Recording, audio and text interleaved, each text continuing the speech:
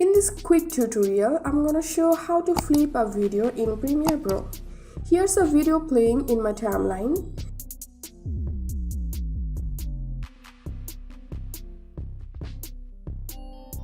To flip this video, all you have to do just need to use an effect.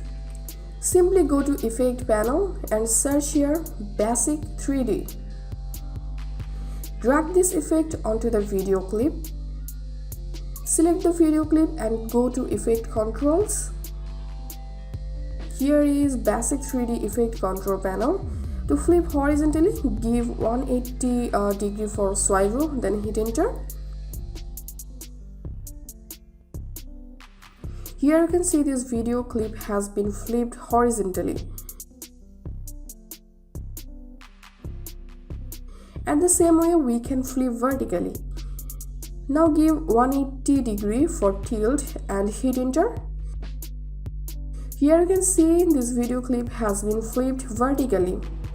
That's it for now. If you find this video helpful, make sure to subscribe this channel. Thank you.